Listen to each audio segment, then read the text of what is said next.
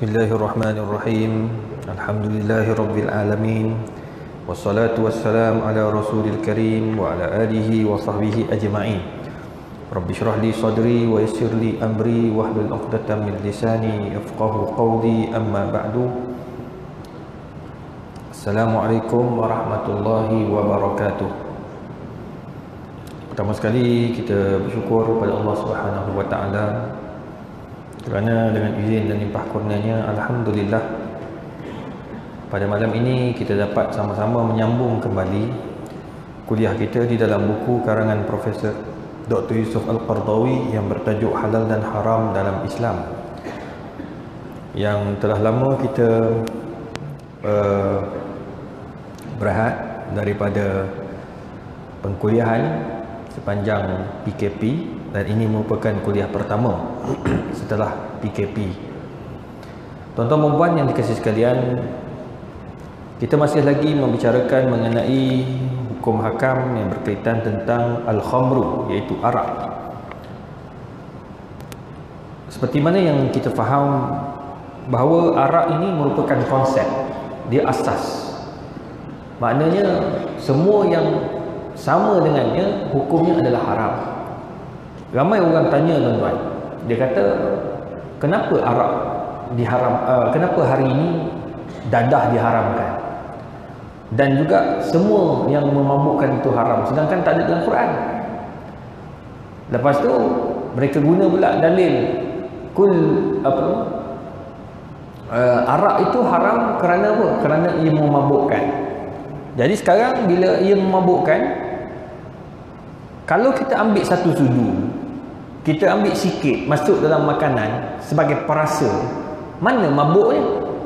Sekarang ni banyak pakai logik tuan-tuan. Bila pakai logik ni susahlah kita. Kalau nak ikutkan logik, babi dah boleh makan dah. Tak? Babi dah boleh makan. Kenapa ustaz kata cakap macam tu? Betul lah, sebab sekarang ni teknologi makin moden. Orang kata babi tu haram sebab dia ada apa? Ada kuman, ada cacing lah sebagainya. Tapi orang sains dia akan buat kajian.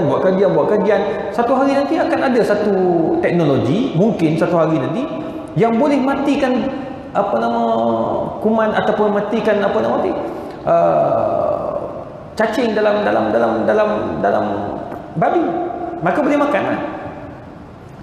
Sama juga bila nak pakai logik. Ni dalam 2-3 hari ni saya kena hentam sikit dengan transgender. Tak adalah kasar mana. Sikit-sikit je. Sebab mereka mempertikaikan bila Menteri Agama menyerahkan tanggungjawab menangkap dan mendidik transgender ini kepada Jabatan Agama Islam Wilayah Persekutuan. Jadi ramailah marah, dia kata menteri ni kasar sangat. Jadi saya keluar statement simple je. Statement saya kata, jangan kata menteri, Allah Ta'ala bagi lagi teruk daripada menteri. Allah Ta'ala jadikan golongan transgender ni, orang-orang LGBT ni, bukan saja teguran kena tangkap dengan Jabatan Agama Islam, tapi terus jadi laut mati. Sehingga kan dia orang buat kajian, dalam laut mati tu ada satu bandar, tapi tak ada orang boleh turun. Dia hanya boleh turun dengan mesin, dengan kamera bergerak macam dulu dekat angkasa dia buat turun bawah, nampak dengan ada pokoknya, ada perumahannya. Kan pelik tu. Kenapa? Sebab apa yang mereka buat yang tak pernah dilakukan. Jadi bila dia orang hari ni dia orang marah, dia kata kasar sangat, dia kata. Dah berapa kali dah kita lembut. Dulu Abid Lee bukan saja salam, peluk lagi dah. Suruh dia orang taubat, Allah sayang. Dia mesti buat juga yang sama.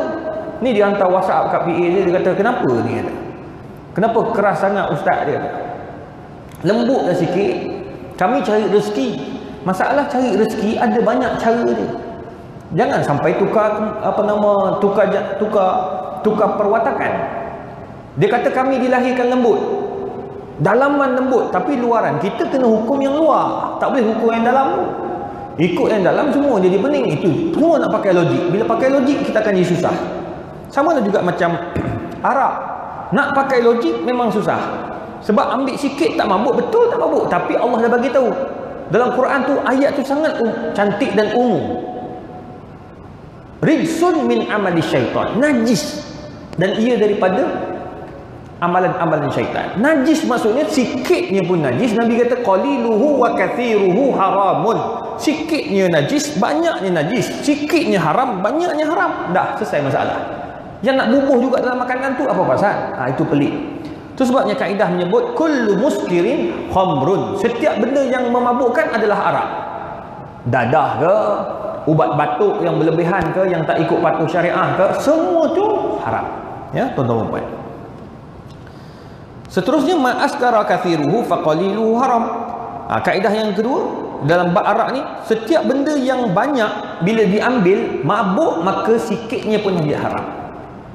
Sikitnya pun jadi haram. Macam dadah, diambil sikitnya pun haram, tapi dibenarkan atas dasar keperluan. Macam doktor ambil, itu doktor ambil, bukan kita yang ambil. Ya, tu kena faham juga. Al-ittijar bil khamri. Sekarang ni hukum kita bekerja dengan penjual atau pembuat arak. Walam yaktafi Nabi sallallahu alaihi wasallam bi tahrimi syarbil khamri qaliluha wa kathiruha. Nabi tak saja menghadkan arak itu diharamkan untuk peminum saja, tak. Sekarang ni isu banyak tuan-tuan, ramai yang duk WhatsApp, duk hantar dalam DM, dalam direct message di Facebook saya, Instagram. Dia orang sekarang ni kerja tak ada tuan-tuan. Bila kerja tak ada yang dapat bawa van arak sebagai contoh. Ada yang dapat untuk bekerja dekat satu kilang tu buat botol arak pula. Budak-budak kita lah, dia orang kata ustaz tak ada kerja sekarang ni, boleh tak kami nak bekerja? Tu dia. Hukumnya bal haramal ittijar biha. Haram, Islam bukan saja mengharam minum, menjualnya pun juga haram. Terlibat dengan transaction, semua tu haram. Walau ma'a ghairi muslimin, walaupun dengan orang bukan Islam. Baru dia ada seorang dia pernah datang sini, Datuk Seri dia jutawan, multi millionaire. Bila dah kaya, terlalu kaya ni, kawan-kawan yang bagi hadiah pun bukan bagi hadiah halal kadar. Dia tak bagi air mineral ni, dia tak bagi buah seketul.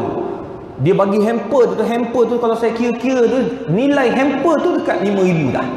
Nilai dalam hamper. Botol arak ada 2 contoh. Dia kata ustaz, ni macam mana nak buat ni? Kata botol arak ni harga dia satu botol dekat 1,000 lebih. Saya dapat 2 botol ustaz, saya pergi jual 50%. Ramai je non muslim dekat jiran dia, rumah dia dekat Kuala Lumpur. Jiran dia tu jutawan juga. Dia kata saya jual arak satu botol kat dia setengah, 50% je ustaz. Saya dah dapat lah. Orang kata apa? Dapatlah RM1,000. Tengok orang ni walaupun jutawan, RM1,000 pun dikira tuan-tuan. Dia duit ni betul Nabi kata kalau lau yu'tan nasu wadiyan min zahabin la talabul mazid. Manusia ni kalau diberikan 2 lembah emas, dia akan minta nombor 3. Sama juga macam saya kata tok tak boleh ni, arak ni tak boleh jual. Ustaz, ni kualiti elok ustaz. Kualiti elok ke tak elok tetap tak boleh. Jadi nak buat apa? Kan Nabi sebut subhu alal ma, subhu alal batha. Simbahkan arak itu kat mana? Atas tanah. Semua tak dapat manfaat. Manusia tak boleh makan, minum pun tak boleh, binatang pun tak boleh makan, tak boleh minum. Tengok cantik tu. Nabi dah bagi tahu. Sampai peringkat tu hatta kepada orang bukan Islam. Dalil dia panjang lah sebenarnya. Sebab sahabat tu kata boleh tak aku pergi hadiah, aku pergi jual. Nabi kata tak boleh. Boleh tak aku nak pergi hadiahkan kepada orang lain benda yang haram diminum, haram dimakan, haram dijual, haram diberi hadiah. Itu dia kaedah dia begitu. Ya, tak boleh bagi hadiah benda haram, tak boleh. Fala yahil muslim ay ya'mala mustawradan aw musaddiran lil khamri. Tak boleh langsung orang Islam ini bekerja dekat tempat-tempat yang ada jual arak, musaddiran lil khamri, ini umum, yang mengeluarkan arak, kilang arak. Au sahibu mahalli bai'il khamar, ataupun dia terlibat sebagai apa? Allah Masya Ahmad dia panggil apa? Ni kedai tu, dia sewa, orang sewa kat dia. Orang tu bagi tahu siap-siap, saya nak buka kedai arak. Boleh tak? Tak boleh, hukumnya haram. Au amilan fi hadzal mahal, ataupun bekerja dekat tempat itu. Sekarang ni akan timbul isu semasa sekarang kejap lagi. Isu dia apabila orang bekerja sebagai pembawa truk satu syarikat mall, ataupun dipanggil gudang, gedung jual beli barangan keperluan macam Giant, macam Ion Big. Dia bawa semua tu, dia bawa lori yang panjang. Tugas dia bawa barang keperluan umat Islam dan juga rakyat Malaysia sebagai umum, sebagai contoh. Tapi dalam banyak-banyak tu dia tugas dia adalah driver lori. Nah, tapi dalam dia masa dia akad bekerja tu sebagai pembawa lori barang jualan gedung. Tiba-tiba satu hari dalam seminggu tu ada satu barang ataupun satu trip, dalam tu ada 1/3 atau 2/3 daripada barangan itu adalah arak yang diletakkan dalam gedung tersebut. Boleh tak dia bawa? Ni ramai yang berlaku. Kalau dia tidak boleh elak, sebagai contoh, dia tak boleh elak tu maksudnya dia tak boleh nak buat pertukaran shift. Kalau ada orang bukan Islam, Meng, Chong kerja kat situ juga, driver juga. Chong, boleh tak kita tukar lori?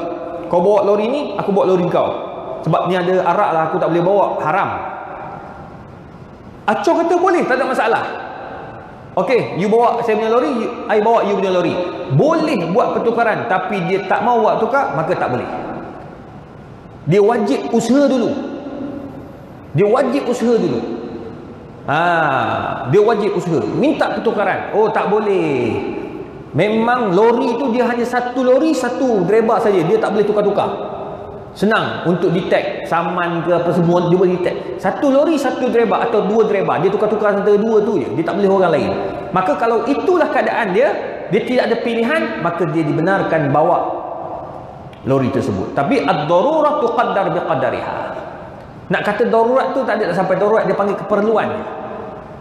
Dia boleh tetapi dengan kadar lah. Maksudnya dia bawa sekadar dalam hati dia tak puas hati untuk bawa benda tu, tak apa.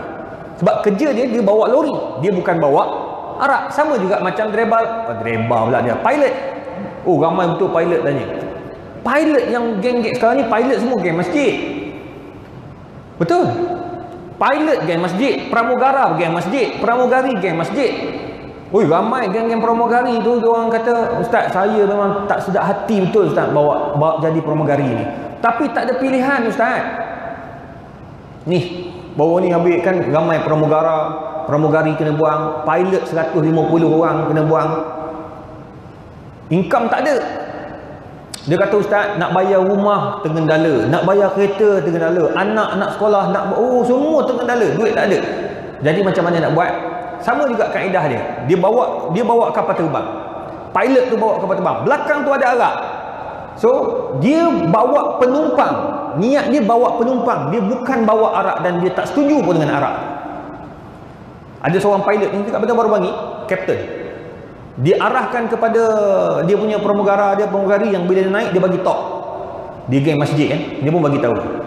Tuan-tuan, sahabat-sahabat sekalian, kita ni akan bawa kapal terbang. Kita memang bila bawa kapal terbang ni kita duduk udara. Kalau jadi apa-apa, Allah nak uji, kita boleh mati. Maksudnya nyawa kita tu gitulah. Maksudnya kita ni bertanggungjawab atas segala-galanya. So kena banyakkan ingat pada Allah Taala. Nombor 2, bila kita orang ada serve arak sebagai contoh, dia buat luar negara, dia kata ada orang serve arak, tak kira orang minta arak, kita kena serve. Dalam kita ni ada non-Muslim. Dalam kalangan grup kita ni, pramugara dan pramugari, ada non-Muslim, seorang atau dua orang. Please, dia kata, kita orang Islam tak boleh serve arak. Walaupun syarikat membenarkan untuk serve arak dan suruh kita serve arak, tapi dia kata apa? Dia kata kalau kita boleh elak, kita elak. Contoh, dia kata, dia ambil pandangan saya lah ni. Dia buat macam, dia kata dia bagi tahu pada pramugari tu, kalau kata ada orang minta arak, dia kata pergi bagi tahu dekat non-muslim. Pramugara atau pramugari non-muslim bagi tahu ada nombor sekian, meja seat nombor sekian-sekian, panggil, nak jumpa. You pergi jumpa dia. Dia pun pergi. Dia biar dia talk antara dia orang. Nampak tak? Jadi dia tak ada kaitan. Walaupun memang kalau ikutkan dia tak perlu cakap pun. Tapi masalah kalau dia report, dia akan jadi masalah. Akan jadi masalah pada ni, masalah dia harap-harap dah sampai masa kerajaan stopkan arak ni lah. Letih lah main pusing-pusing je ni. Dulu kata tak boleh. Ni sekarang ni dah memerintah. Kita kena buat lah. Maksudnya cuba sedaya upaya. Baru ni dah tutup kelab malam arak punya tu, dah dia stopkan license. Ni untuk pramugari dia orang nak cakap dah ni. Dia kata, ustaz bila lagi? Cakap lah. Tu lah. Macam aku menteri. Sekarang ni tuan-tuan puan, kita usaha lah. Maknanya kena bagi tahu dah sampai masa kapal terbang dalam arak, kapal terbang dalam kapal terbang tu boleh kita buang-buang dah. Tak ada masalah. Rasanya tidak merugikan pun. Tak ada orang lah minum arak, kecuali dah bila ada orang minum. Dah, betul. Kalau tidak orang tak minum.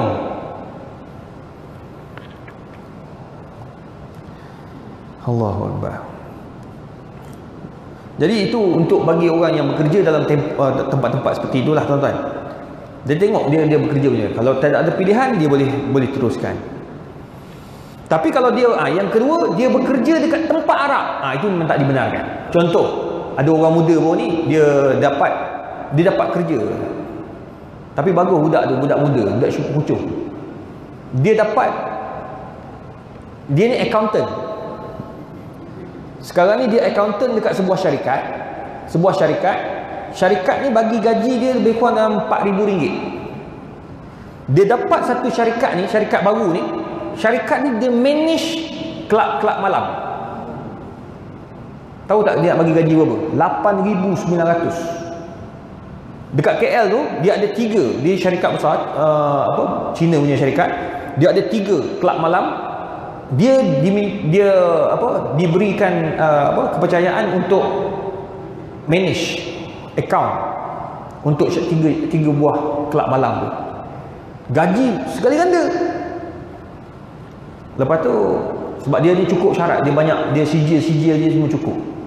Jadi dan dia ni pandai, kepakaran dia lari teks. Jadi itu dia nak main tu. Jadi dia telefon saya, dia kata, ustaz boleh tak saya terima ustaz? Tugas saya jaga akaun dia.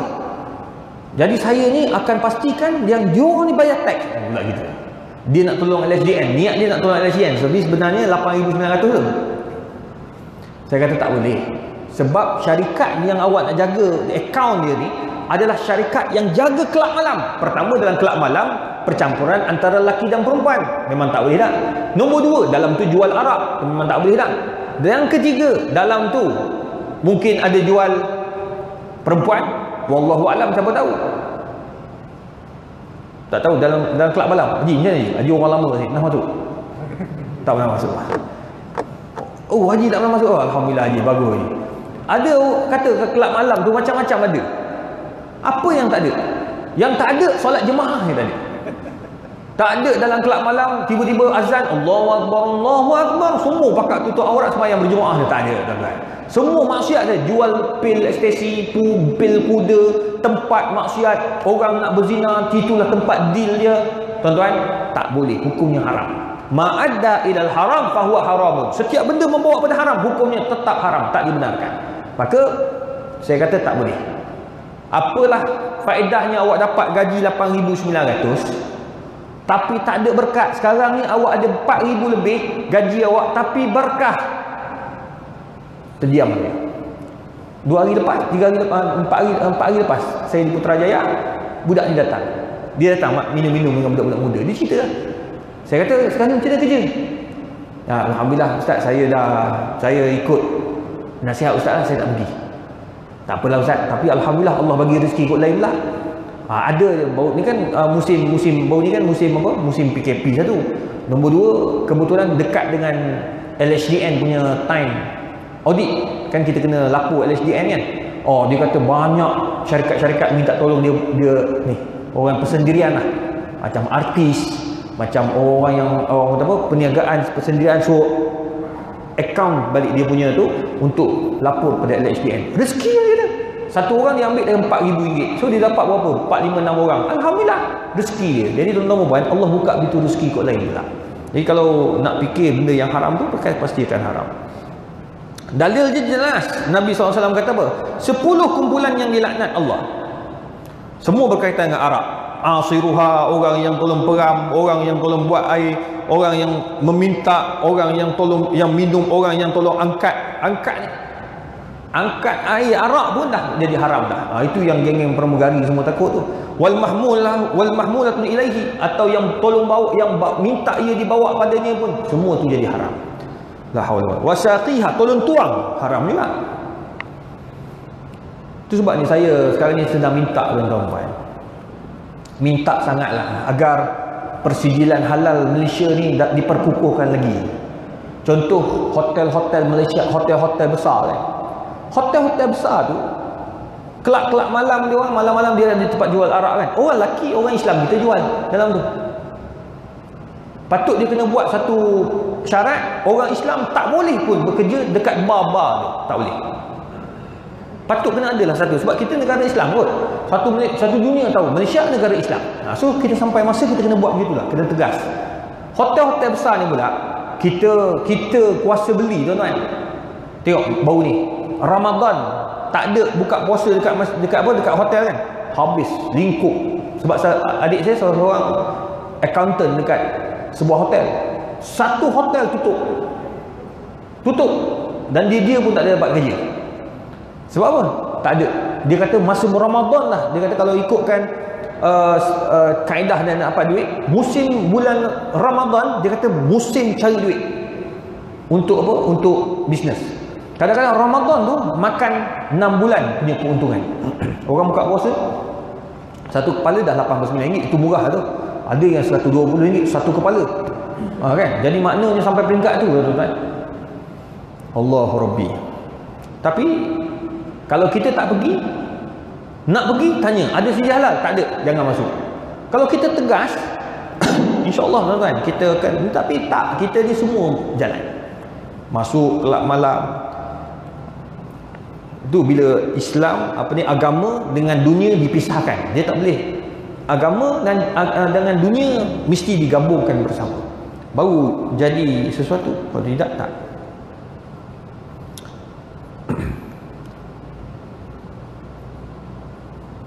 Dalam satu riwayat Nabi kata apa? Innallaha harramal khamr. Faman adrakathu hadhihi al-ayah wa indahu minha syai'un fala yashrab wala yabi'. Tengok Nabi kata apa? Bila kamu turun ayat yang mengharamkan arak ni, kita dah lama dah ayat ni turun. Bila dah ada pengharaman, tak boleh kamu jual dan tak boleh kamu beli. Dia punya kaedah dia. So, jelas arak tu dah tak boleh nak buat bincang dah. Saya harap sangat, saya dah jumpa dengan dulu zaman Datuk Seri Najib, dah jumpa dah. Cakap pada Datuk Seri Najib, jumpa muka mata-mata, siap sembahyang maghrib, sembahyang isyak, makan bersama lagi. Saya, Profesor Datuk Dr. Mohaya, Menteri Agama sekarang, Datuk Zulkifli Al-Bakri, dia yang bagi tazkirah. Datuk Seri Najib kata, masa tu dia PM, okey, kita akan cuba bincang dengan Malaysia Airlines. Tak sempat bincang, tukar. Bila tukar, saya cakap juga dalam pertemuan dengan Menteri Agama masa tu, Datuk Seri Mujahid, cakap juga. Masa tu kita cakap, kata macam mana dengan arak ni? Masa tu pula gagasan rahmatan lil alamin. Saya kata macam mana tu? Dia kata tak apa, arak itu untuk orang bukan Islam. Untuk orang Islam tidak ada kompromi, tidak ada jadi ada sikit, jadi lambat sikit kat situ. Masa tu masa agak transaction, belum sempat lagi nak buat apa-apa. Belum sempat apa-apa, tukar lagi. Sekarang ni cakap lagi. Arak-arak lepas ni tukar. Tukar bukan tukar tu. Tukar tu maksudnya tak ada arak lagi dah. Letih dah tuan-tuan. Tu transgender ni, tu menteri keluar arahan gitu kan, best lah juga. Transgender ni bukan saja dia berani lawan menteri, Mufti Selangor dia lawan. Kan? Lawan, dia kira apa dia orang. Tu sebabnya dia orang ni kena ajar juga. Dalam mazhab Syafi'i diajar, perlu diajar. Kalau tidak, dia tidak akan berubah. Tangkap dia, buatlah takzir, sebat kata, pakaikan dia baju lelaki, botakkan kepala dia. Botak kepala tu mainkan peranan. Sebab geng-geng transgender ni, rambut tu dijadikan satu macam perempuan. Perempuan kan perangai ni macam ni. Apa perangai perempuan? Rambut lembut. Tak, perempuan ni apa dia suka? Mahkota paling mahal dia rambut. Cuba balikkan, ambil buat gunting rambut dia, zoom gitu. Tunjuk rambut palsu, menangis ni, melalak, ke histeria dia buat ni. Rambut tu mahkota paling mahal sekali. Orang perempuan tengok perasan kalau dia bau rambut. Dia main rambut, dia suka main rambut, dia bau rambut dia. Tengok dia punya rambut saja kalau dia masuk salon 400 tak habis. Mustahil lah 400. Bawah 400 takkan. Dia 400 ke atas. Dia warnakan rambut, dia belah silah apa benda. Mahal rambut. Tu sebab kita botak lagi bagus. Orang lelaki tak ada masalah. Tapi orang perempuan dia, kalau yang transgender ni rambut juga. Tengok. Tonton tengok dalam Instagram dia orang kan. Dia duduk bangga rambut dia, main rambut. Aku kan, suara lelaki tapi rambut perempuan. Menyampah betul tu. Lepas tu pakai seksi. Dia tu gangguan seksual. Walaupun itulah dia gini. Tangkap dia, kita bukan nak pukul, jangan pukul lah. Pukul tak jadi bedah lah. Botakkan rambut dia macam Arab Saudi buat. Arab Saudi, siapa yang tak tutup, bukan tutup aurat, sana memang wajib tutup aurat. Ni kedai, waktu 10 minit sebelum azan, 10 minit sebelum azan, kalau tak tutup kedai, dia orang akan ditangkap. Pertama, lesen kedai akan ditarik. Kemudian yang kedua, dia akan kena gharamah, kena denda yang sangat menakutkan denda dia. Nombor 3, tu sebab dia orang takut. Tuan-tuan pergi lagi 5 minit atau 10 minit atau 11 minit lagi nak azan. Tuan-tuan masuk kedai nak beli minyak wangi. Nak beli satu botol minyak wangi. Harga berapa? RM500 besar ni. Ada khams ati wahid. La ba'da salah. Dia suruh lepas mayang, padahal 11 minit lagi. Ba'da salah.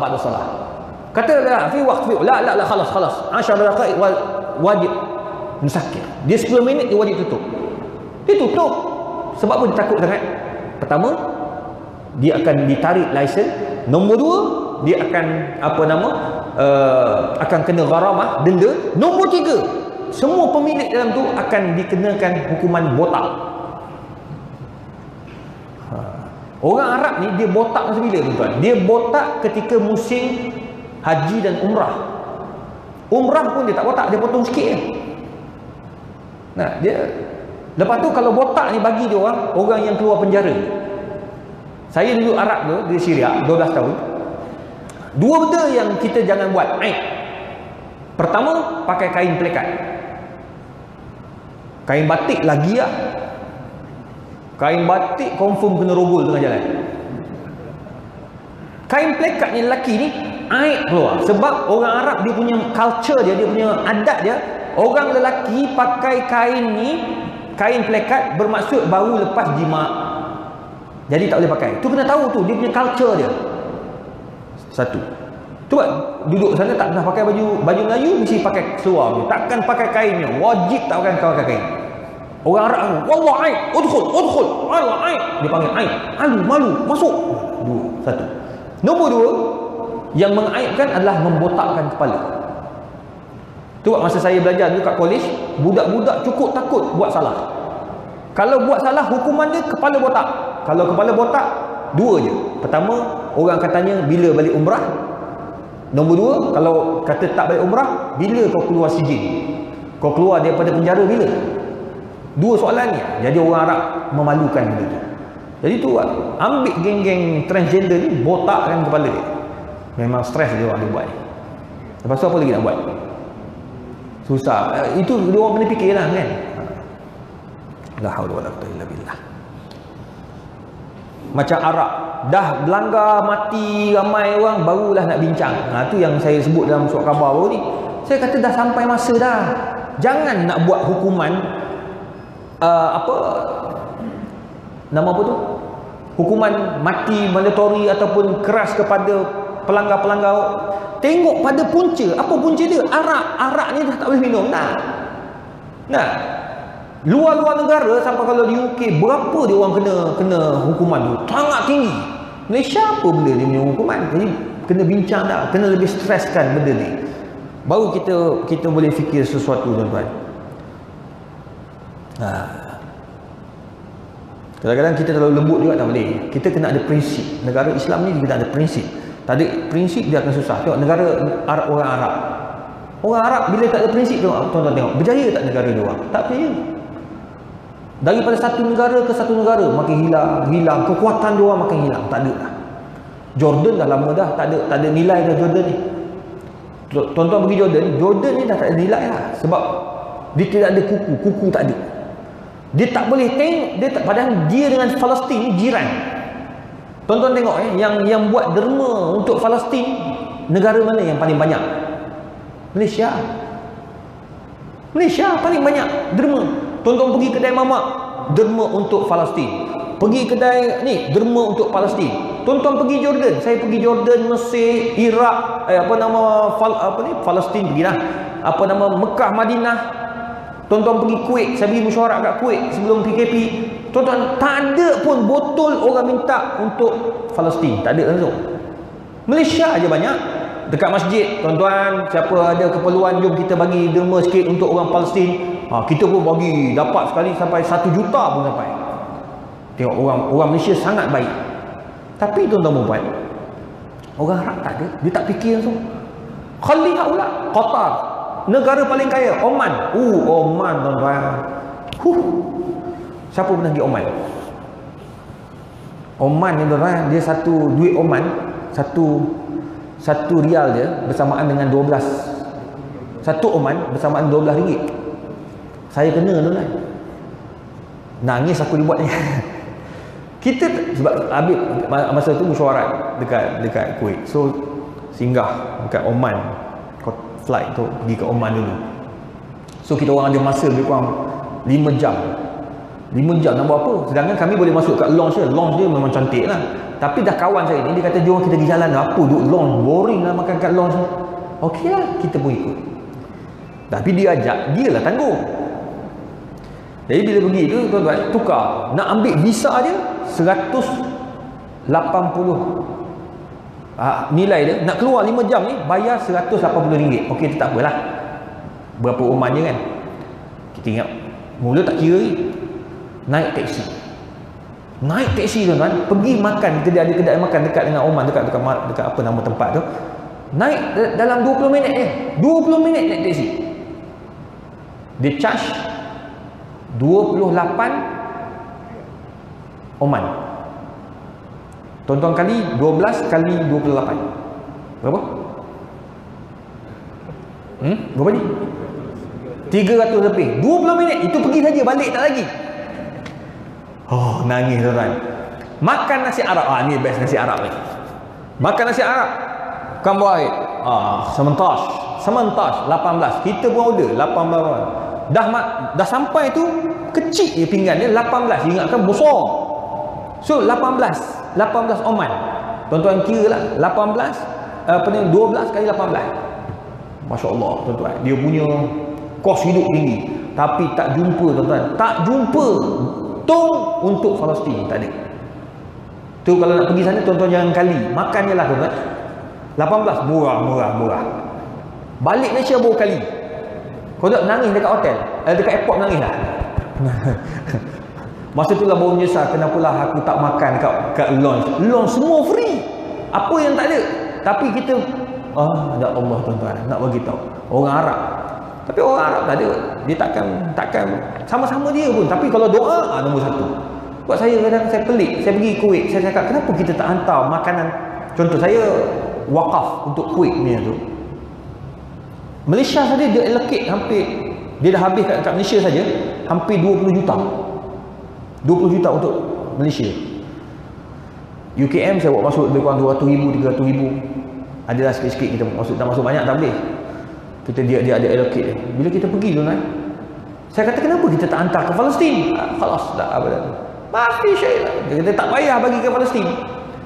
Dia tak nak bagi. Hal tu saya tak faham. Dia pergi hantar ke Thailand, dia pergi hantar ke Burma, dia pergi hantar dekat Filipina, dia hantar ke Malaysia.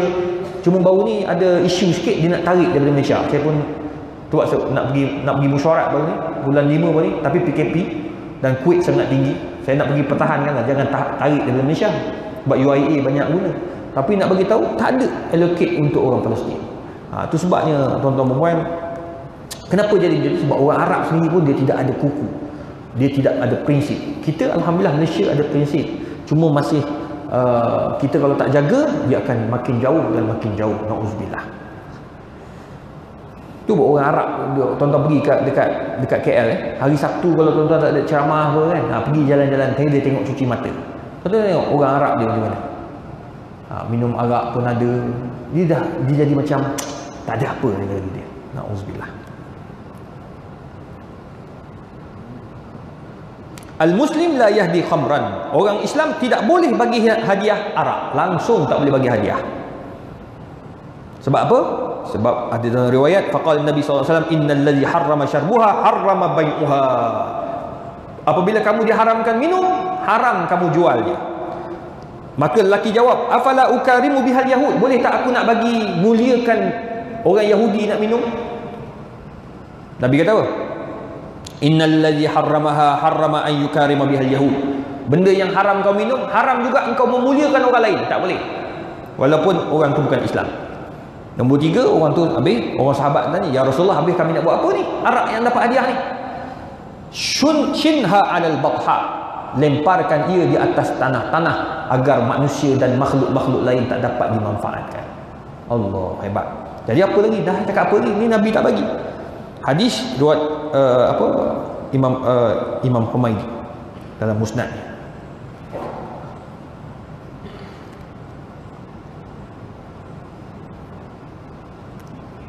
Al-Muslim la yahdil khamr, tak boleh bagi hadiah. Dan yang terakhir, muqata'ah mujalatul khamr. Haram kita ini, kita wajib meninggalkan orang yang minum arak. Contoh tuan-tuan duduk dalam satu majlis, ada orang minum arak, wajib tuan-tuan tinggalkan. Saya dimaklumkan oleh almarhum Tan Sri Datuk almarhum Datuk Hashim Yahya, bekas mufti wilayah Persekutuan. Dia kata dia dalam ramai-ramai mufti yang dia sangat tegas, mufti Perak Tan Sri Harusani. Oh, dia tuan-tuan jangan kata ada Arab. Majlis ada sultan-sultan ni, tiba-tiba naik perempuan menyanyi, tak tutup aurat. Dia bangun dengan isteri balik. Masa tu Sultan Azlan Shah. Orang pun bertanyalah kenapa Tan Sri bangun, mufti bangun, sedangkan tuanku ada. Sultan cakap apa? Sultan kata apa nama, biar dia balik. Memang mufti tak boleh ada tempat-tempat macam ni. Ini maknanya Sultan hormat apa yang Tan Sri buat. Masya Allah. Ini yang disampaikan almarhum Datuk Hashim Yahya. Dia kata dia sangat terkejut masa tu kami geng-geng mufti pakat, oh dahsyat boleh bangun gitu kata. Berani dia. Tapi Tan Sri Harusani memang berani dia dulu. Kenyataan dia tu, dia yang banyak bagi kenyataan berani tu. Jadi antara mufti yang sangat dihormati. Sebab dia lama, 20 tahun, 24 tahun lebih jadi mufti. Allah Rabbi, semoga Allah panjangkan umur dia. Dia tegas, salah-salah, haram-haram, tak bagi muka. Wajib bangun. Tak kira lah wakil rakyat ke, hatta wakil rakyat pun tak boleh nak bagi. Dia kadang-kadang tiba-tiba ada orang, dia wakil rakyat, ada orang ajak, jomlah minum, orang bukan Islam ajak minum arak, tak boleh. Dia datang sebagai wakil rakyat, hanya memaklumkan, okey, bagi apa yang dia nak bagi, lepas tu dia balik. Dia tak boleh duduk dekat situ. Sebab apa? Nabi tak membenarkan. Man kana yu'min billahi wal yawmil akhir fala yakun ala ma'ilin tuyaru alaihi al-khamar. Hadis riwayat Imam Ahmad. Siapa yang beriman dengan Allah dan hari kiamat, jangan sekali-kali kamu duduk di atas meja atau di dalam kawasan yang ada peminum-peminum arak. Maksudnya dalam satu meja tu jangan minum dengan dia orang. Sila bangkit dan pergi tempat lain. Jadi kalau dia orang kena faham lah. Dan orang Islam pun dia akan faham. Orang bukan Islam dia akan faham. Oh, orang Muslim tak boleh main-main. Dia orang arak ni sangat sensitif. Jangan main-main. So kita nak panggil pun tak, kalau benda yang berkaitan dengan arak tak payah panggil. Dia orang tak perlu benda ni. Itu bagus. Tapi kalau kita tak ada prinsip, kita yang tak apa, tak ada masalah. You minum air tak apa. Air tengok saja. Mula-mula kau tengok saja, lepas tu kau try sikit, lama-lama kau try semua. Tak boleh, dia memang tak boleh. Muqata'ah, dia mesti putuskan terus. Contoh saya terlibat dengan media tu kan. Kadang-kadang pergi Astro, pergi TV3. Kadang-kadang bos-bos atas ni dia orang bukan Islam. Chinese bukan Islam, Hindu bukan India bukan Islam. Dia orang agama Hindu, tapi dia orang respect. Bila nak sign kontrak kan, nak ambil kontrak, nak tanda tangan untuk pembayaran apa kan, dia datang bawa tu, dia salam nak ulur tangan. Oh, sorry. Saya tak boleh nak salam. Oh, sorry. Tak apa, I'm sorry itu saja dekat 5-6 kali dah. I'm sorry. Ni bukan sebab Covid ni. Sekarang ni musim Covid semua tak mau salam dah. Tahu pula tak mau salam. Ulur tangan kita pun cakap minta maaf, kita tak boleh salam. Oh, I'm sorry. Lepas tu esok datang jumpa tak salam dah. Lepas tu minggu depan nampak je saya tak mau salam dah. Dia tahu dah saya takkan salam dia. Tapi dia salam dengan orang lain. Itu sebab kena ada prinsip. Awal-awal lagi macam ni lah, tolong. Kalau kita ada prinsip, orang hormat. Macam contoh saya pernah kat UKM, ada saya punya bos tu, VC tu perempuan. Jadi saya ingat lagi masa tu ada satu program besar, Maulud. Jadi bila dia ni umur dia lebih agak dewasa juga lah, tua lah. Jadi dia pun cakap lah, dia kata masa nak dah habis program, dia bersalam dengan semua, kaki tangan ke atas pentas. Maksud saya atas tu. Jadi bila dia nak salam tu, dia datang, saya buat gini. Dari jauh dia buat ni. Tak boleh. Dia tanya, tak boleh. Ada wuduk. Oh, okey. Okey. Tepi saya ni ustaz juga. Pangkat profesor. Dia salam. Saya pun pelik. Oh, salam lah. Mungkin bagi dia sebab dia tak ada wuduk. Lantak dia lah. Yang penting dia salam saya. Terus sampai habis. Nanti another program pula jumpa saya daripada awal lagi. Ada wuduk kan? Betul. Awal-awal lagi dah dia tahu dah saya ada wuduk. Baru ni saya jumpa dekat IKIM. Dia salam dengan semua orang. Jumpa saya, I know you. Ada wuduk kan? Dia tahu dah. Jadi pandai-pandai lah. Alhamdulillah sekarang pun dia dah banyak berubah, dah pakai tudung lah. Alhamdulillah. Jadi tuan-tuan, benda-benda macam tu kena ada prinsipnya. Kecuali lah darurat. Macam bila darurat, doktor nak pegang, itu lain cerita. Dan doktor nak pegang pun tak boleh, minta maaf lah. Haram. Habis dia nak buat apa? Kalau doktor tu tak ada doktor lelaki lah. Kalau doktor lelaki ada, pilih doktor lelaki. Ini doktor perempuan kan. Kadang-kadang di hospital kerajaan, doktor perempuan no choice, tak ada pilihan. Kecuali ada pilihan. Ada pilihan wajib lelaki. Wallahu a'lam. Azan 2 minit lagi. Dia Covid ni tak boleh panjang-panjang sebab dia lama.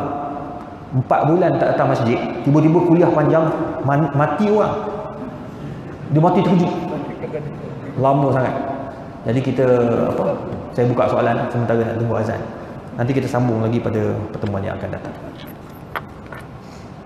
Ni macam sekarang ni, kuliah masjid-masjid tak ramai orang. Sebab apa? Sebab dah lama dah. Dah lama tak datang masjid, orang kata tak apalah, sembahyang kat rumah lah. Bengong habis dah manusia kan. Masa musim Covid, tiap-tiap hari maki mufti-mufti, maki para pemimpin. Kenapa tutup? Takutkan Covid lebih daripada takut Allah Ta'ala. Kafir. Kafir tu mufti di kafir ni orang ni. Sebab dalam laman sosial. Tapi sekarang ni mana mereka tu kan? Pengkafir-pengkafir ni tak ada kan? Ya Allah ya Tuhan. Pelik-pelik. Saya pun mula marah dalam Instagram, dalam Facebook. Orang tanya, Ustaz, jangan jadi ulama su. Ulama su ni ulama jahat. Kenapa tidak tegas dalam isu solat Jumaat dan solat berjemaah? Aduh. Saya ingat dia, nama tu saya tag. Baru ni saya hantar DM kat dia, saja DM. Sekarang ni surau dah, masjid dah buka, awak datang tak? Tak jawab-jawab tu. Haram betul budak ni. AJK masjid, dia orang takkan bisingnya. AJK masjid surau, dia orang bila dah kena tutup, dia orang faham kenapa kena tutup. Sebab dia dah biasa datang masjid. Tak ada masalah, tak ada. Sebab aku dah sepanjang hidup datang masjid. Hanya 3 bulan ni yang tak pernah datang ni kecoh ni. Sebab dia masa Covid tak tahu nak buat apa. Dia memekak je lah pandai. Jadi sekarang ni masjid tak ramai. Masjid besi, saya pergi masjid besi ni. Imam masjid besi kata paling banyak 10 orang datang. Mana tuan-tuan boleh masuk 1000 orang? Wilayah lagi cepat masuk. Masjid Shah Alam baru ni. Masjid Shah Alam imam dia kata baru, hari itu saya datang kuliah ceramah umum. Sultan benarkan untuk penceramah-penceramah terkenal dia panggil. Untuk kuliah bulanan belum lagi buka, tapi untuk penceramah terkenal dia panggil dah. So saya pergi, dia kata malam tu bulan ramai, ada dekat 500 orang. Dia kata ustaz, ni malam paling ramai sekali ustaz. Paling ramai masjid Shah Alam ni. Sebelum ni ustaz 100 orang pun tak sampai. Saya kata mana pergi orang? Wallahu alam. Tanya kawasan-kawasan masjid dekat keliling ni, sama juga, tak ramai juga. Surau boleh masuk 100 orang sebagai contoh. Datang 5 orang, 10 orang. Keliling rumah-rumah. Tuan-tuan. Jadi itu sebabnya kita kena bermuhasabah lah. Ya, kita kena ajaklah orang luar sana biar datang ke masjid, biar minat sikit datang ke masjid, agar kita ni tidak bercakap seperti mana yang Allah kata lima taqulu nama la taf'alun. Wallahu a'lam. A'udzubillahi minasyaitonir rajim. Bismillahirrahmanirrahim. Alhamdulillahirabbil alamin wassalatu wassalamu ala Rasulillah wa ala alihi washabbihi ajmain. Allahumma faqihna fid din wa 'allimna at-ta'wil. Wa sallallahu ala sayyidina Muhammadin wa ala alihi washabbihi wasallam. Taqabbalallahu minna wa minkum.